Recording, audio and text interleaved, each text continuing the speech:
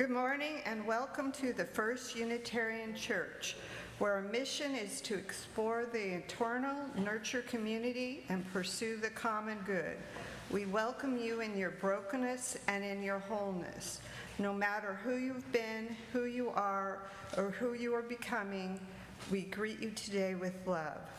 We'd like to extend a welcome to everyone who is watching us on YouTube this morning.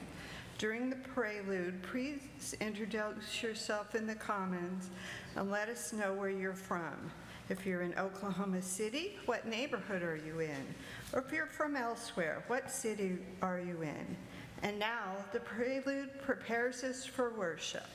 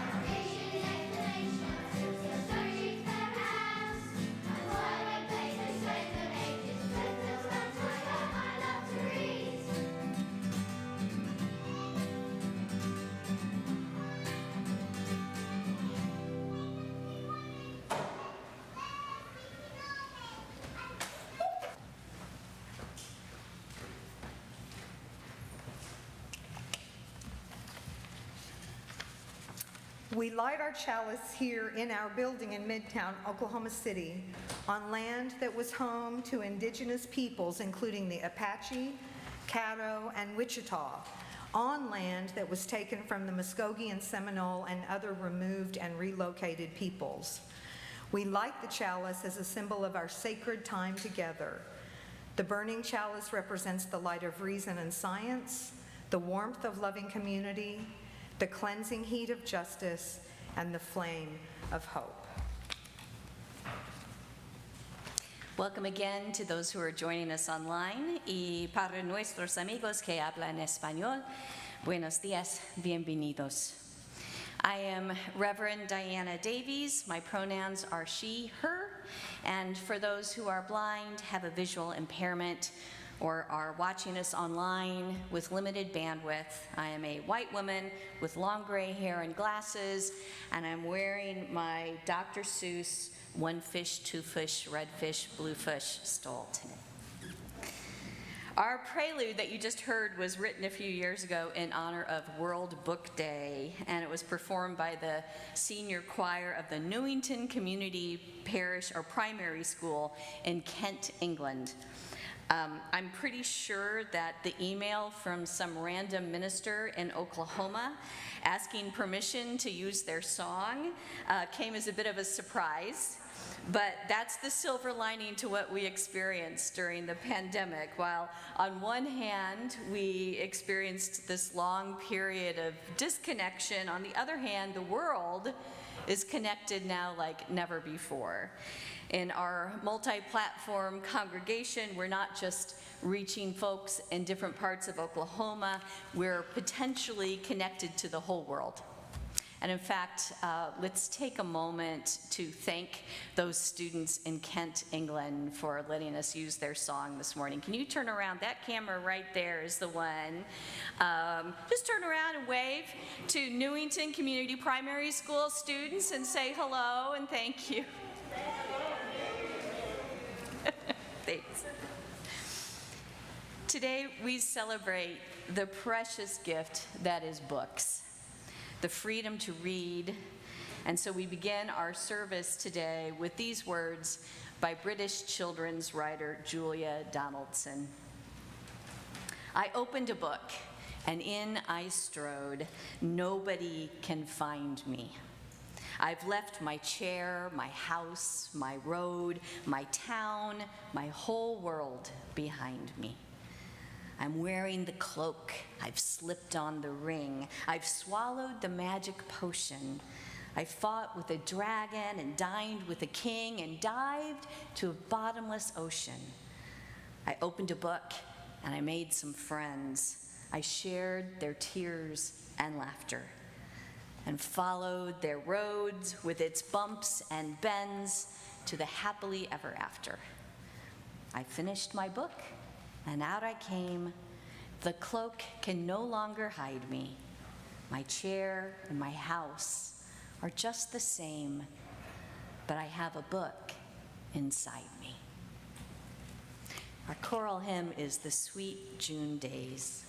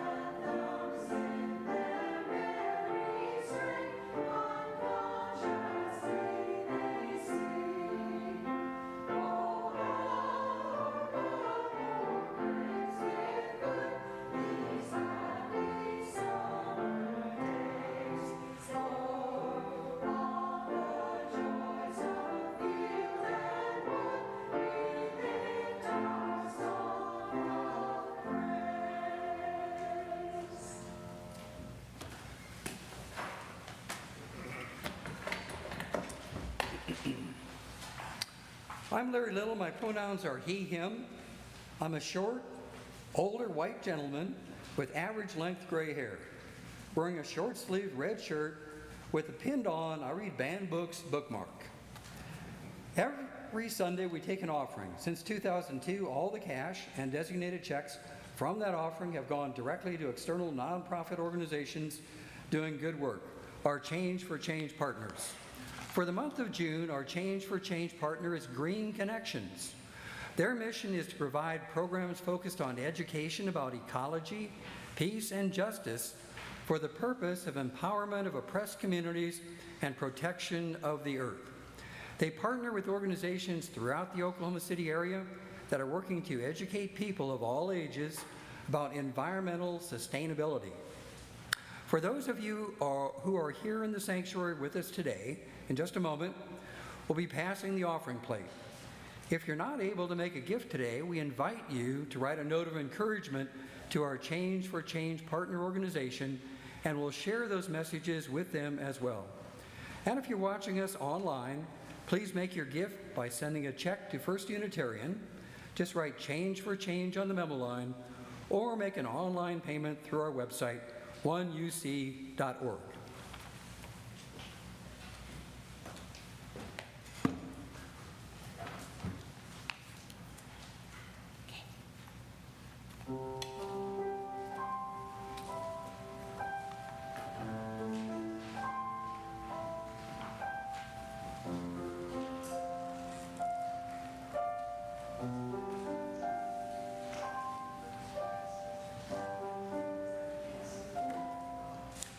I'm like one of those Japanese bows that were made long ago.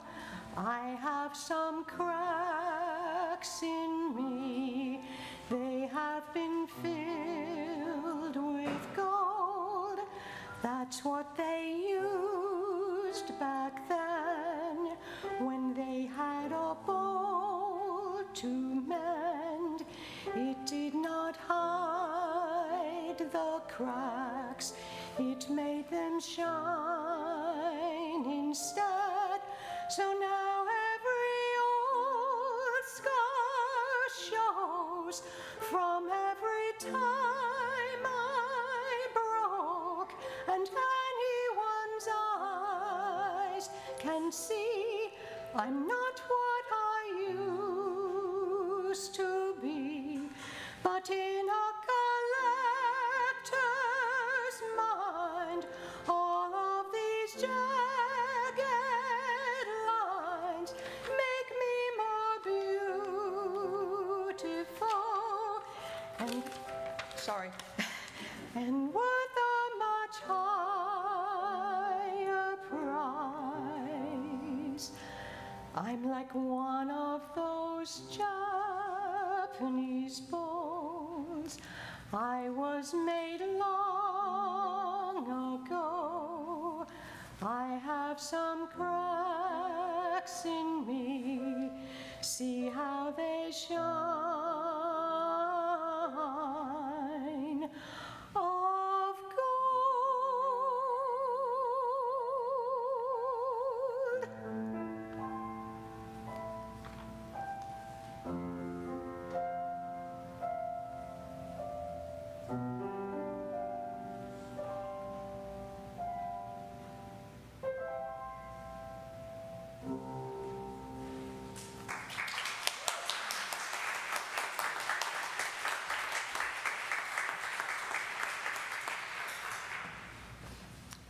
Hello, my name is Ann.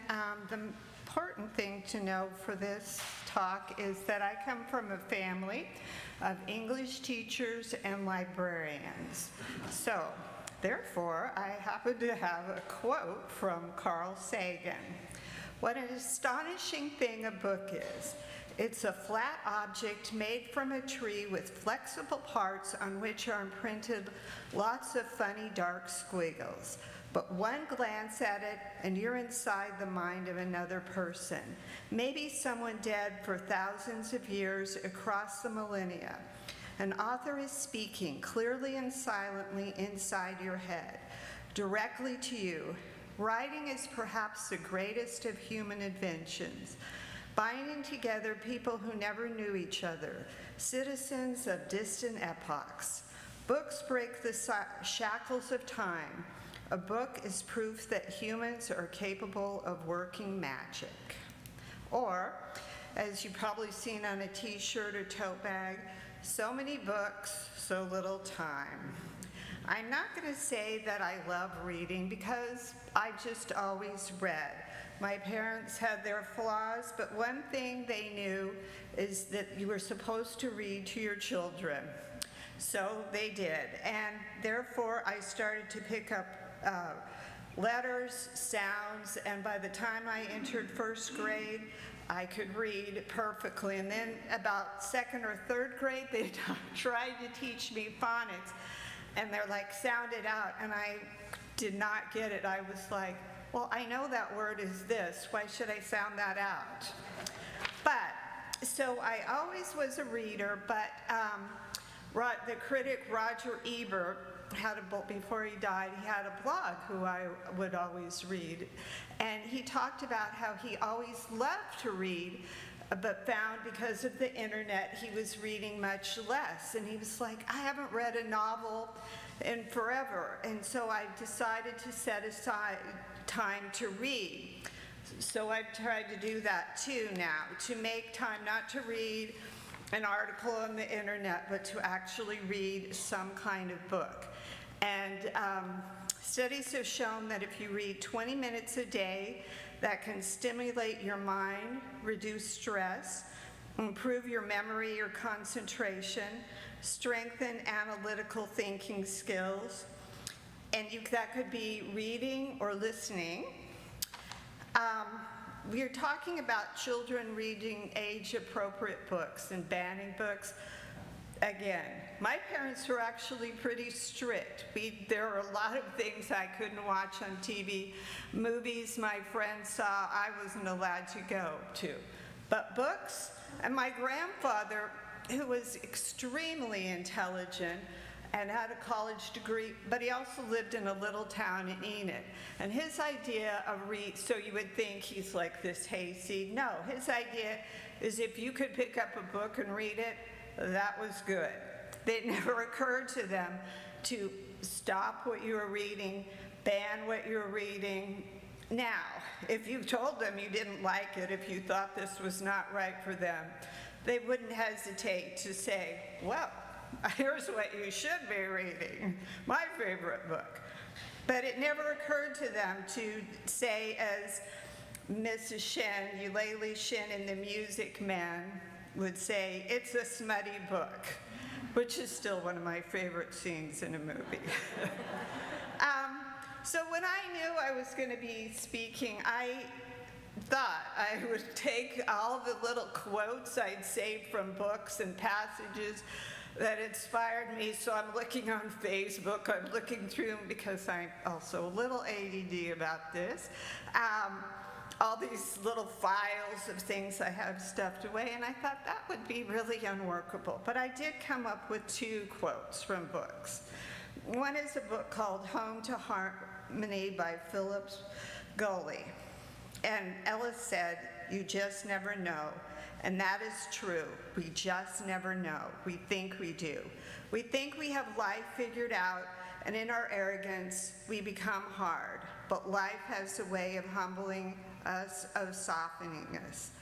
We don't know the first thing about anything. We're so easily deceived. When we're young, we think we know all there is to know. When we grow older, and the more we learn, the more we realize how little we actually know.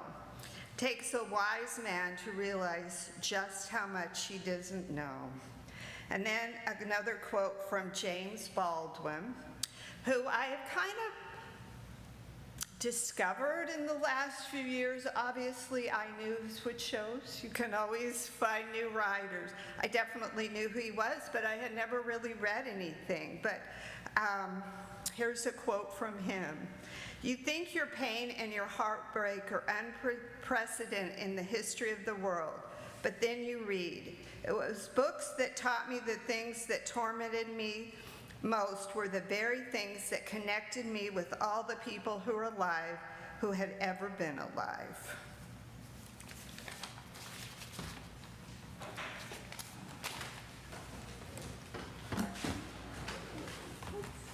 Thanks, Anne. Every Every year, the Office for Intellectual Freedom of the American Library Association compiles a list of the top 10 most challenged books to inform the public about censorship in libraries and schools. And last year, the American Library Association reported that there were over 700 attempts to have books removed from libraries, schools, or universities. 2021 saw the most challenges to books in a year since the ALA began tracking these data. The ALA bases their list on media stories and voluntary reports, and it's been suggested that this may be just the tip of the iceberg. The actual number of challenges against books in this country may be considerably higher. The vast majority of the books that were challenged, banned, or restricted in 2021 had Black or 2S LGBTQIA+ authors or subjects. The rise in book banning and censoring shouldn't just be disturbing to us as Americans. It strikes against our core values as Unitarians, Universalists, and Unitarian Universalist. We are a people committed to the free and responsible search for truth and meaning. One of our earliest martyrs, Michael Servetus, was burned at the stake in 1553 for writing a book that argued there was no biblical evidence for the Trinity. His executioners used his books as fuel to stoke the fire that burned him alive.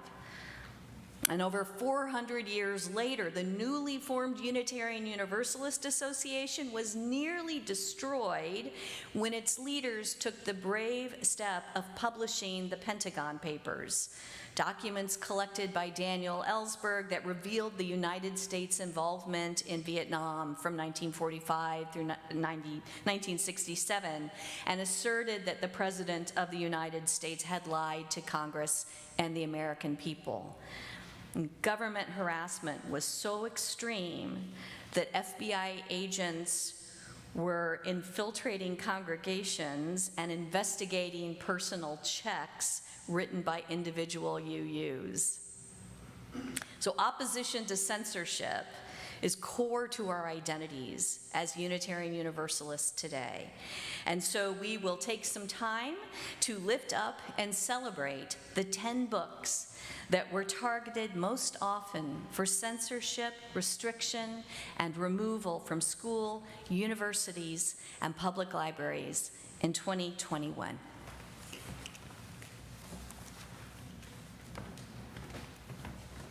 Number 10, author Susan Kuchlin's book, Beyond Magenta, Transgender Teens Speak Out, explores the experiences of 6 trans and non-binary teenagers before, during, and after their transitions.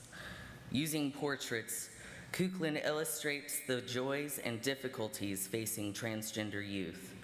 The book has been charged with being sexually explicit and has been challenged and banned because of its LGBTQIA+ content. Here's a quote from that book. "So here we are, a pack of Homo sapiens, thinking that we know whether a person is female or male. Now that I've spent a few years researching and talking with people who fall under the transgender umbrella, I am confident saying that male/female is not the only way to describe gender. The people I've come to know and love in the course of writing and photographing this book have helped me better understand the fluidity of gender and sex. This lesson for me also reinforces what I've been writing about for years. Once we get to know the individuals who may be different from ourselves, it is likely we will be wary of them. It is less likely we will be wary of them, and maybe, just maybe, we will learn a little more about ourselves." Number 9, This Book is Gay by Jay Dawson is a coming out guide for lesbian, gay, bisexual, transgender, and queer teens. The book also explores stereotypes and ways to find support in the LGBTQ community. It has been banned, challenged, and restricted for LGBTQ content and its information about sexual education. Here is an excerpt. However you identify, be it lesbian, gay, bisexual, trans, queer, asexual, curious, or carrot, we all have something in common. We are a minority, and we have made brave steps to identify as such. We have refused to hide and made a declaration of who we are. Number 8, The Bluest Eye. Toni Morrison's first novel was published in 1970. The book tells the story of an 11-year-old African-American girl who is convinced she is ugly and yearns to have lighter skin and blue eyes. This, she believes, could change her life for the better. Since its publication, the book has consistently landed on the American Library Association's list of most challenged books. Reasons cited have included sexually explicit material, lots of graphic descriptions of lots of disturbing language, and an underlying socialist communist agenda. Here is a quote. This soil is bad for certain kinds of flowers. Certain seeds it will not nurture, certain fruit it will not bear. And when the land kills of its own volition, we acquiesce and say the victim had no right to live. We are wrong, of course, but it doesn't matter. Me and Earl and the Dying Girl by Jesse Andrews marked 7th on ALA's list of the top 10 most challenged books of 2021. The novel's main character and narrator is a 17-year-old loner named Greg Gaines. Greg spends most of his time with his best friend Earl, who shares his love for filmmaking. During his senior year, Greg's mother urges him to rekindle his friendship with a classmate named Rachel who suffers from leukemia. As her condition deteriorates, Greg begins making a movie about Rachel, which thrusts him into the spotlight he has tried to avoid all his high school years. Despite its serious content, the story is told through humor using Greg's distinctive teenage voice. The novel has been called out a challenge for its so-called pornographic content. Here is an excerpt. I'm not really putting this very well. My point is this. This book contains precisely 0 important life lessons or little-known facts about love or sappy, tear-jerking moments when we knew we had left our childhood behind for good, or whatever. And unlike most books in which a girl gets cancer, there are definitely no sugary, paradoxical, single-sentence paragraphs that you're supposed to think are deep because they're in italics. Do you know what I'm talking about? I'm talking about sentences like this. The girl had cancer that had taken her eyeballs, yet she saw the world with more clarity than ever before. Barf, forget it. For me personally, things are in no way more meaningful because I got to know Rachel before she died. If anything, things are less meaningful, all right? Number 6, The Absolutely True Diary of a Part-Time Indian. Best-selling author Sherman Alexie tells the story of Junior, a budding cartoonist growing up on the Spokane Indian Reservation. Determined to take his future into his own hands, Junior leaves his troubled school on the res to attend an all-white farm town high school, where the only other Indian is the school mascot. Despite multiple awards, including National Book Foundation Award for Young People's Literature, it has been challenged in at least 20 states for profane language and anti-Christian content. Here is a reading from this book. My grandmother's greatest gift was tolerance. Now, in the old days, Indians used to be forgiving of any kind of eccentricity. In fact, weird people were often celebrated. Epileptics were often shamans because people just assumed that God gave seizure visions to the lucky ones. Gay people were seen as magical, too. I mean, like in many cultures, men were viewed as warriors and women were viewed as caregivers. But gay people, being both male and female, were seen as both warriors and caregivers. Gay people could do anything. They were like Swiss Army knives. My grandmother had no use for all the gay bashing and homophobia in the world, especially among the Indians. "Geez," she'd said, "who cares if a man wants to marry another man? All I want to know is who's going to pick up all the dirty socks."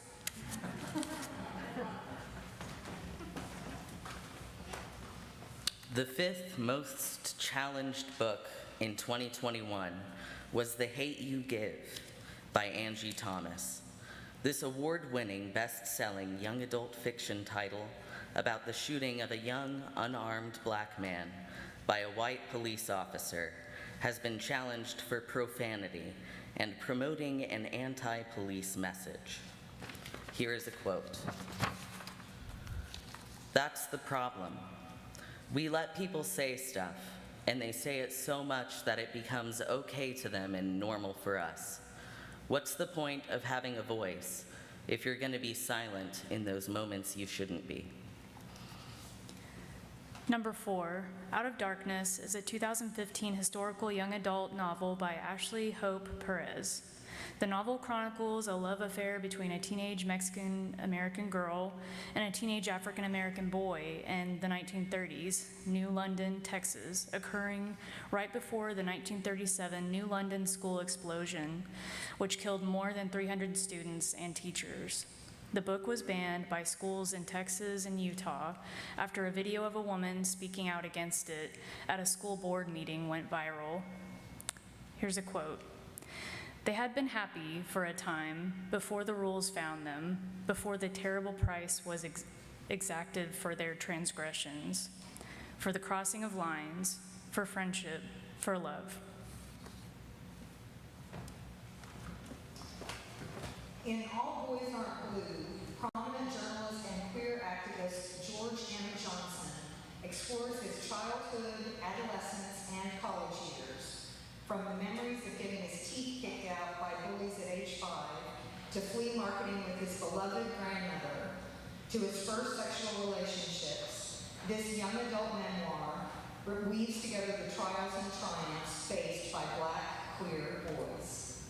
In 2021, All Boys Aren't Blue was named one of the top 10 titles of 2021 by the Young Adult Library Services Association of the American Library Association. In the same year, the book was the third most challenged and banned book. Here is a quote. "I often think about a statement Viola Davis made when she won her first Oscar. Something along the lines of encouraging people to go to the graveyard and dig up all the dead bodies in order to hear and tell the stories of those whose dreams were never realized. Those are the stories she's interested in telling. Although that is valid, I must challenge it. This book is proof positive that you don't need to go to the graveyard to find us. Many of us are still here, still living and waiting for our stories to be told, to tell them ourselves. We are the living that have always been here, but have been erased. We are the sons and brothers, daughters and sisters, and others that never get a chance to see ourselves, nor to raise our voices to ears that need to hear them." In Lawn Boy, author Jonathan Evison takes the reader into the heart and mind of a young gay Chicano man on a journey to discover himself, a search to find the secret to achieving the American dream of happiness and prosperity. That's the birthright for all Americans, isn't it? Lawn Boy was one of the 2 most banned books in the country last year. Besides having his book pulled from school libraries around the country, the author has been doxxed, and he and his 4 and 9-year-old children have received death threats. Here is an excerpt from the book. "Friends," Andrew says, the candlelight hitting his braces just so.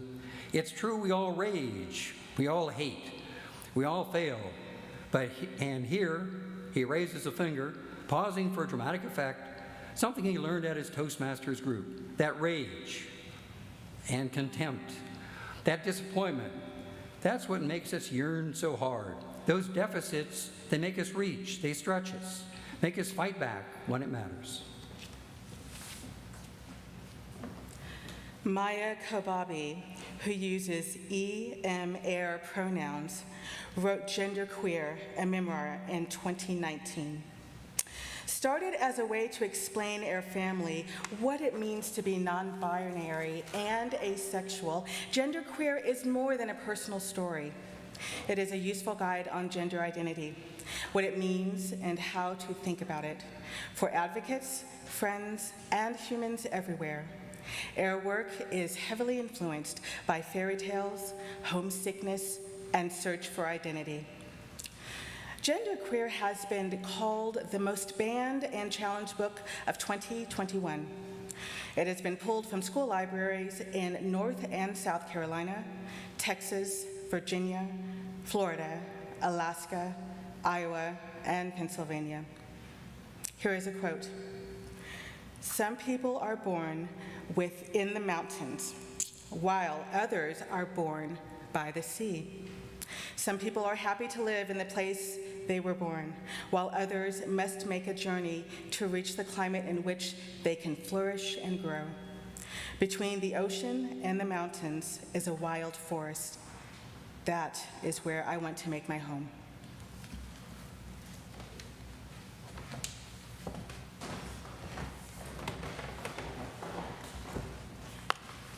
Thank you, everyone.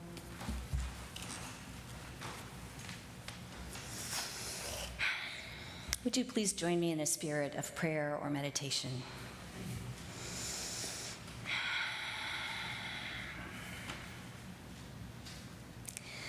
Spirit of life and of love and of justice on this hot and steamy June day, we lift up gratitude for the right to read the books that speak to our experience, to our life, to our truths. May we never take this right for granted. May we be inspired to fight so that those who already don't hear their voices enough, don't see themselves enough in media and politics and leaders, may they have access to this critical thing that is reading. Yesterday, many of us were at the Capitol to stand up in support of sensible gun restrictions. And while it was inspiring to hear the voices of our leaders, those who are established and those who are up and coming, it was also so heartbreaking to see the little boy holding the sign saying, "I don't want to die."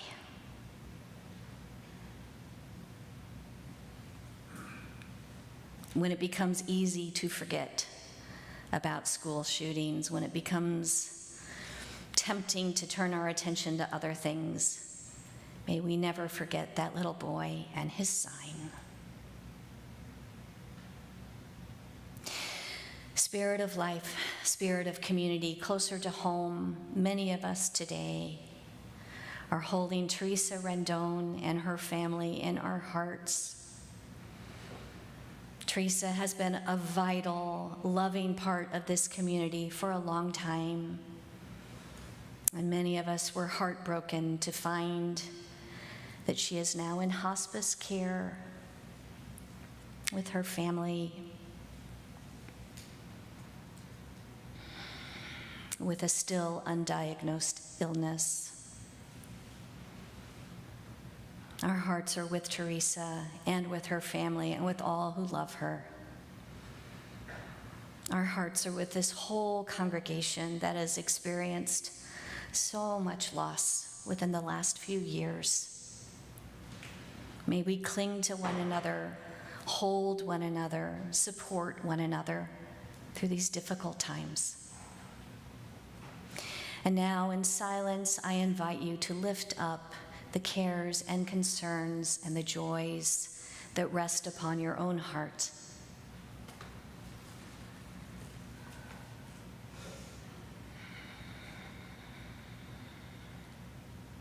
May it be so. And amen.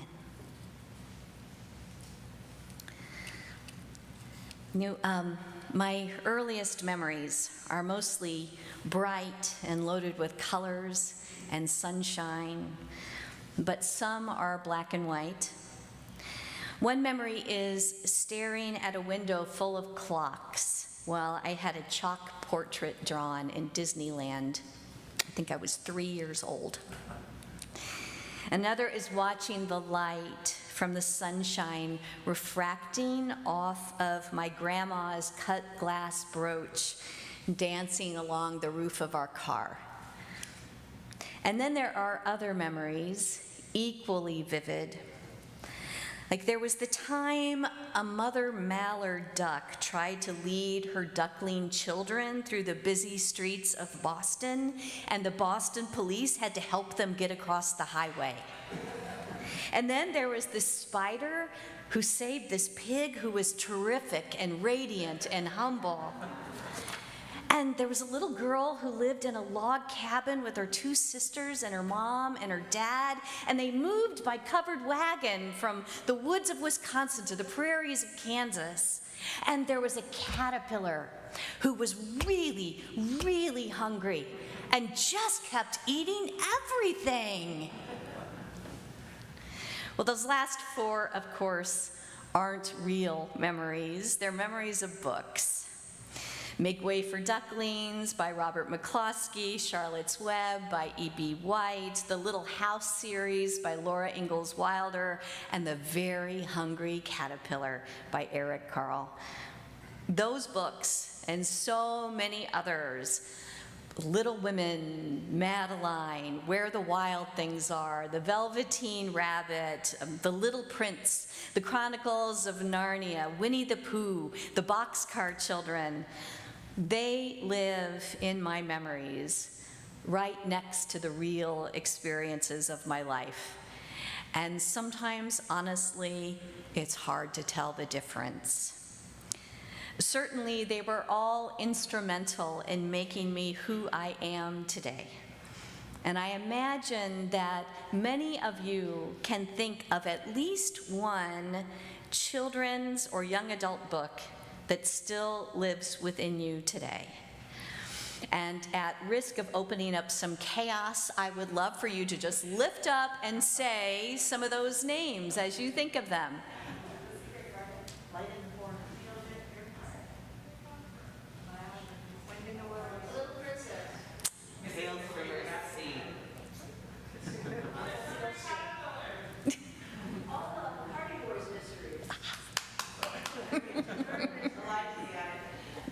Radio Boys.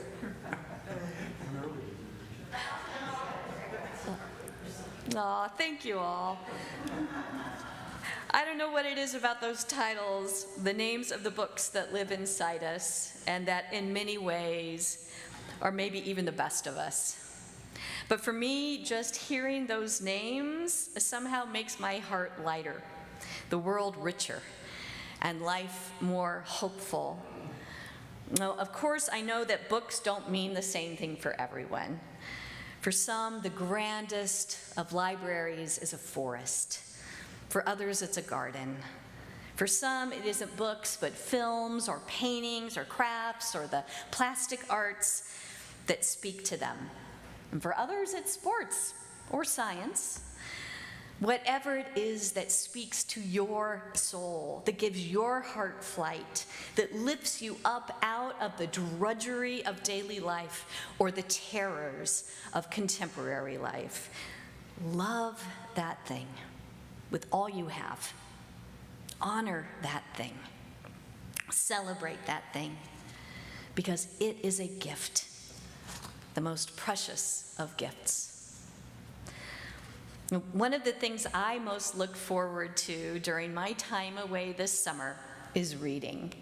just reading, just sitting down with a book, not because it's research for a sermon or something that someone in the UUA or some other organization I'm a part of has told me that I have to read, but just because it looks interesting or enlightening or just plain escapist and stupid and fun.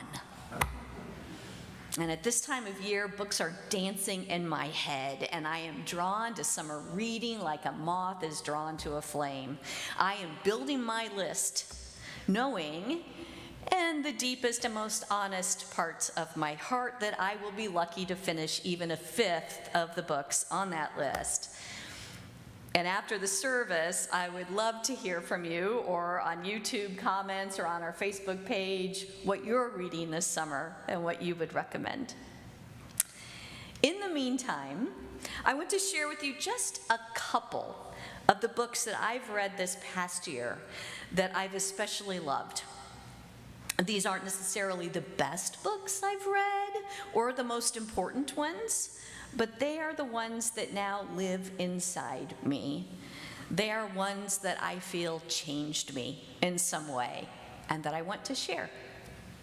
I want to start with a book called Clara and the Sun, a novel by Ishiguro Kazuo. Few books have made me ugly cry like this one. Clara takes place sometime in the future or in a parallel universe. We never really know for sure. But it's a place where android-like beings known as artificial friends don't just do menial work for humans, but they serve as their friends. Clara is the narrator. She's an artificial friend, and we see everything from her perspective. She's solar-powered, and so she worships the sun as her literal source of life. And along the way, a kind of spirituality is propped on top of this.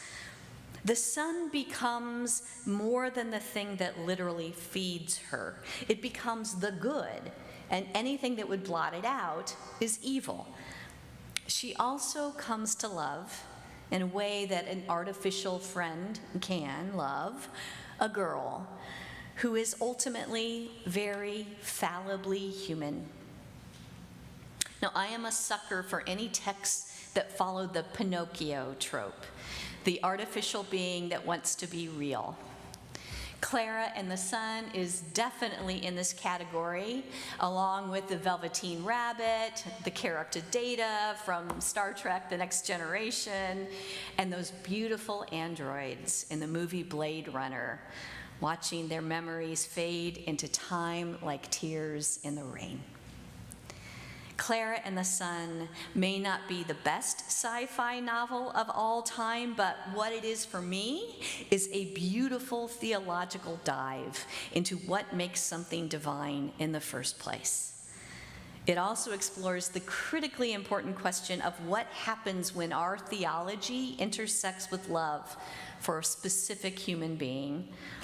And sometimes that love for a single person reinforces our overall structure of belief. Sometimes it puts that structure into question.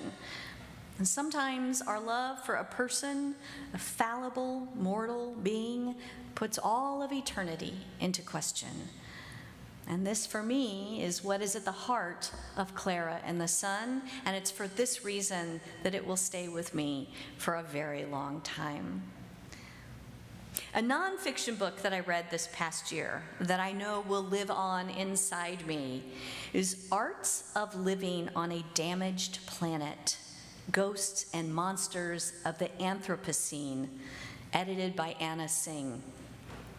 This book, maybe more than any other, helped me to find meaning in climate change. Now, I'm a religious naturalist, which means that I find meaning, story, ethics, and guidelines for life, all the basic elements of religion, within nature itself. For such a theology, climate change amounts to a dark night of the soul, a questioning of faith. So what Arts of Living on a Damaged Planet taught me, or reminded me, is that climate change is ultimately change. And change can be terrifying. But change is also the most basic element and the driving force of life itself. That word Anthropocene in the title refers to the geologic era in which human beings have, for the very first time ever, been the driving force determining what will happen to our planet. The ghosts of the title are the past ways of life that persist into the present and beyond. For example, simple oak trees carry within them the ghost of large mammals that once wandered these lands. The author notes, quote, "Northern trees that grow back when cut down, such as oaks, may have evolved that ability in times when elephants trampled them. The ghosts of long-lost animals haunt these plants, even as the plants live on as our companions in the present," unquote. As we reshape the landscape, we forget what was there before and why things evolved to be the way that they are. This book argues that in order to survive, we need to relearn curiosity. The monsters in the book's title is a reference to the way that nature constantly creates and recreates itself through a series of mutations and mergers and different beings finding interesting and creative ways to be together. One of my favorite quotes from this book is this, quote, "In this time of extinction, we're going to be asked again and again to take a stand for life. And this means taking a stand for faith in life's meaninglessness. We are called to live within faith that there are patterns beyond our known patterns, and that in the midst of all that we do not know, we also gain knowledge. We are called to acknowledge that in the midst of all we cannot choose, we also make choices. And we are called into recognition of the shimmer of life's pulses and the great patterns within which the power of life expresses itself. We are therefore called into gratitude for the fact that in the midst of terrible destruction, life finds ways to flourish, and that the shimmer of life does indeed include us," unquote. These two books, one fiction, one nonfiction, are just two among so many that have had a deep and direct impact on the way that I see the world and that have helped to shape me into the person I am today. In this world, there are many holy texts. How blessed are we as Unitarian Universalists to know that the truth does not lie in one text alone, but that it is there in the scriptures of many faiths, in novels, in poetry, in nonfiction, in the daily experiences of human beings, just waiting to be read, to be seen, to be known. How blessed are we in this place and time to have the freedom to read what speaks to our minds and hearts. May we never take this great gift for granted. Our choral hymn is "Winds Be Still."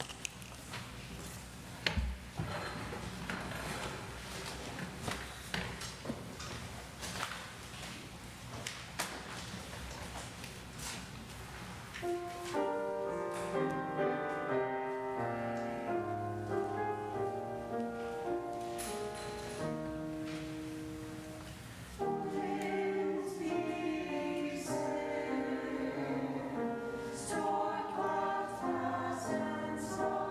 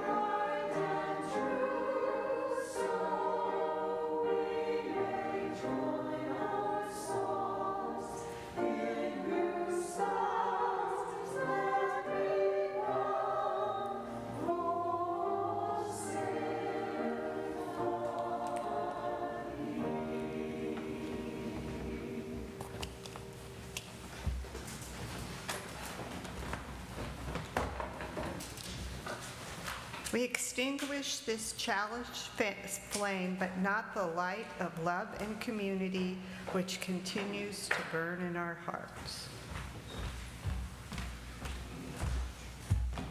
In just a moment, we'll end our service with a hymn. If you'd like to find it now, it will be number 66 in your gray hymnal. But first, I want to let you know that right after the service, there will be a book exchange in Daniel Hall. If you brought a book with you today, you're invited to exchange it with someone else for their beloved book, or you might just give it to someone to share the love. If you didn't bring a book, no worries. Please find someone during the social hour and tell them about your favorite book. Or you might even want to take a look at the offerings in the Voice bookstore to see if it's there. About 15 minutes after the service, I'll be offering a quick tour to see the small libraries and the children's chapel and the Eddy Room that I'll bet most of you did not know existed. So just look for me in Daniel Hall about 15 minutes after the service. For now, though, I leave you with this blessing. If you seek peace, may peace be yours. If you seek adventure, may adventure be yours. If you seek dragons, may you find dragons and may you slay them or befriend them, depending on what kind of story it is.